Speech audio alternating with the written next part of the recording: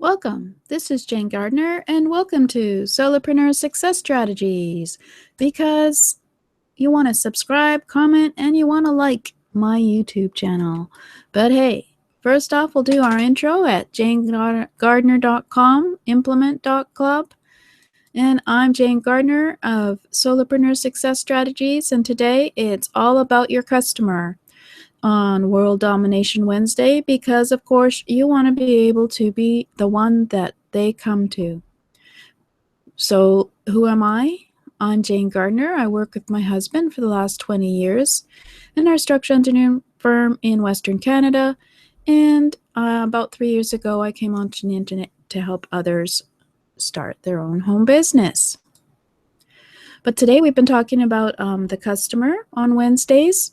We started off at looking at who was your ideal customer. Then we looked at how to sell to your customer. And right now we're talking about customer service. We've had about 3 days of that. If you want to see any of the previous episodes, please go to my YouTube channel at jgtips.com/YouTube, and you can look at some of the previous episodes. So let's get started on customer service. But first off, we're going to go and figure out why I didn't put my thing up. Good old me, I forgot again. So we're going to go and add my, I'll have to put you in the dark for a minute and add my screen capture. Doing this at about 10 minutes before I go to sleep, so we're doing it because we have to get it done. So there you go, because it's the mindset of the Customer Service Rockstar. But first off, we're going to have a look at who is your customer. So everyone is not your customer, as Seth Godin said, and so we have looked at previously who to find out who is your ideal customer.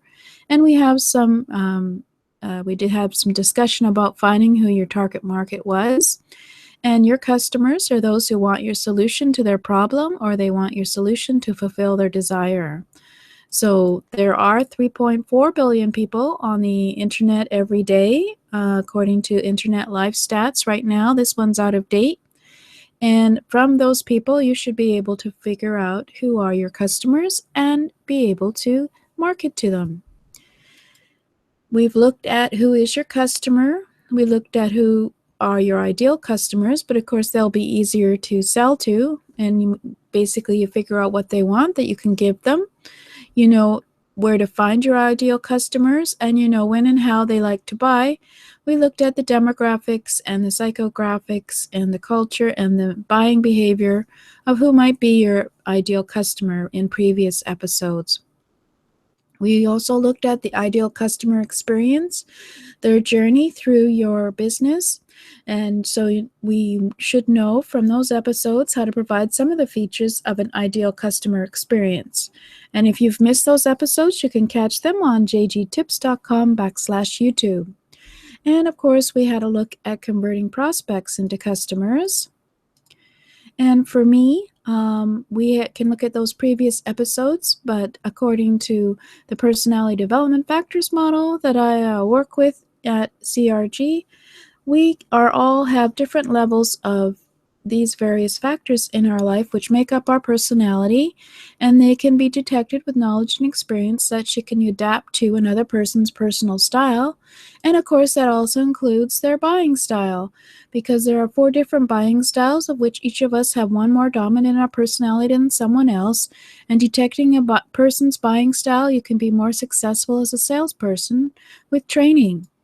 And of course, I have a course on that called You and Your Sales Style at jgtips.com/pstyle, where we learn at how to do customer-focused selling, how to figure out their wittiness and willingness to discuss buying with us, how to understand credibility, and how knowing, liking, and trust you will help you sell easier to them.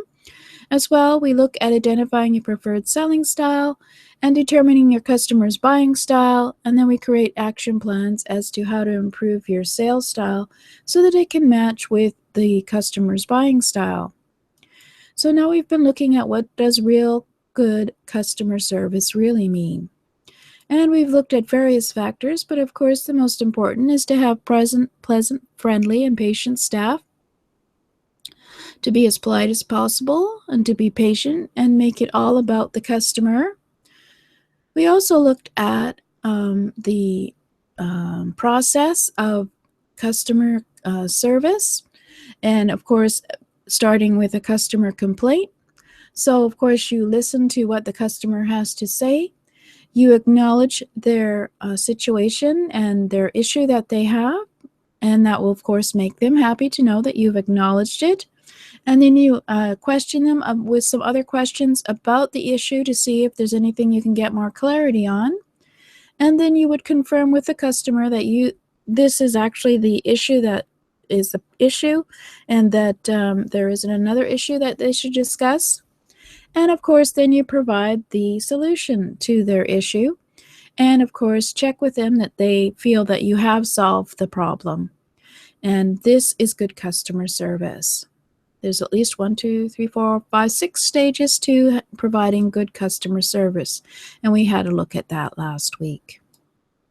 So today we're going to look at the mindset of a customer service rockstar. And even if you're a solopreneur, it is always good to be able to remember that your customer is the one that you want to serve, and that happy customers will come back to you and buy from you again and again. So you must figure out first that complaints equal opportunities. We'll discuss that in a minute. And there's always a solution to the complaints. And customer service doesn't end at quitting time.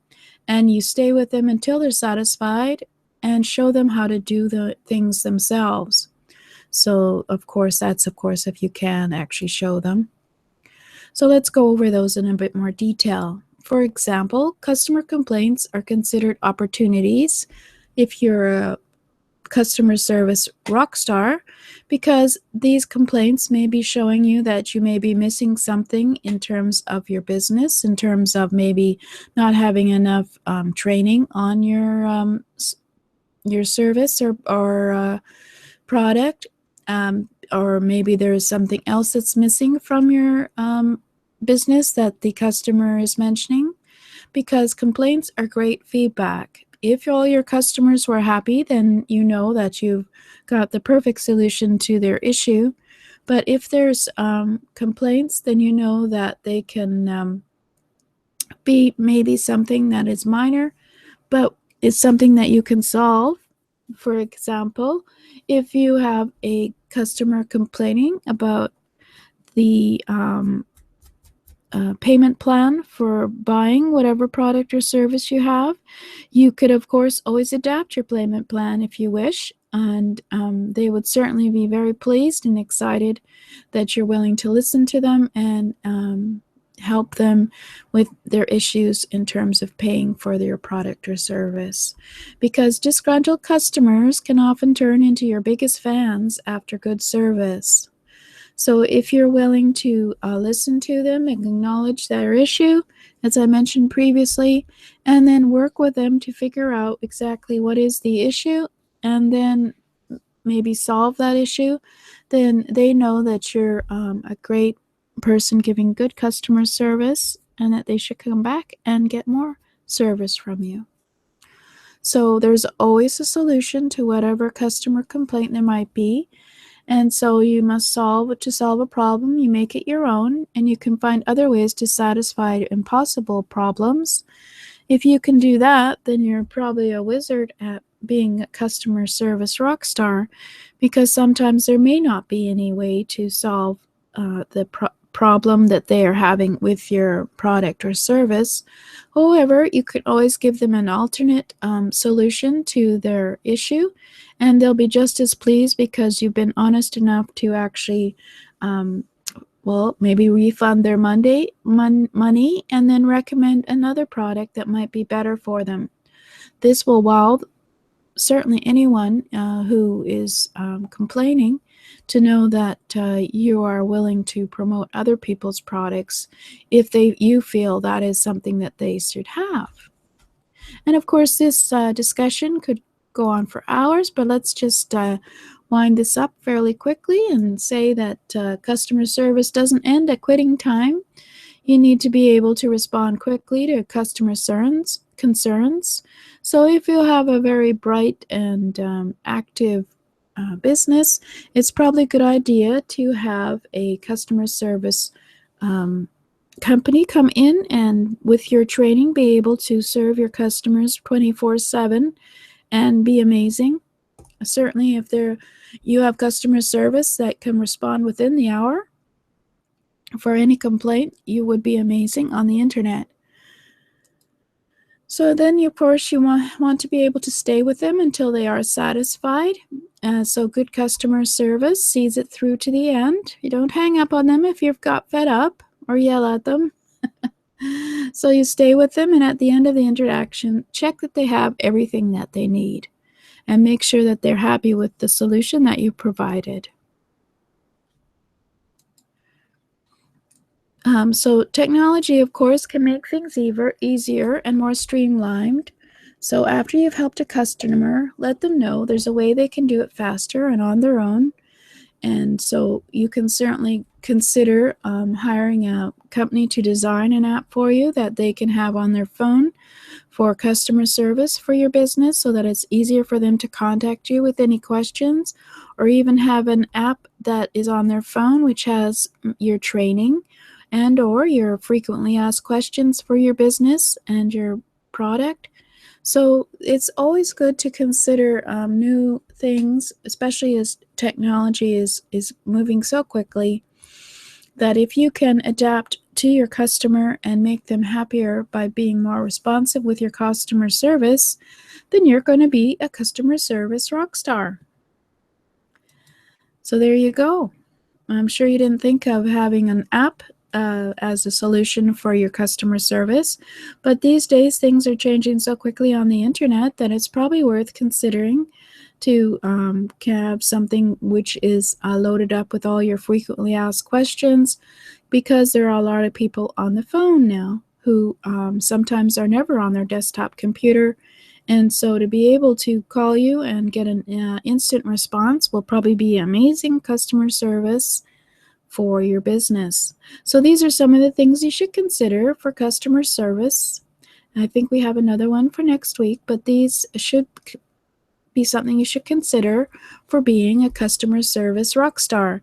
And to look at all the other shows, of course, that we've been talking about on Wednesday. So just look for World Domination Wednesday on my YouTube channel at Solopreneur Success Strategies, and you will see some of the previous episodes on finding your ideal customer, getting your ideal customer, getting other customers, being able to sell to them, and now we're looking at customer service, but as well also designing your business so that it has a good journey for your customer through your business. Thank you.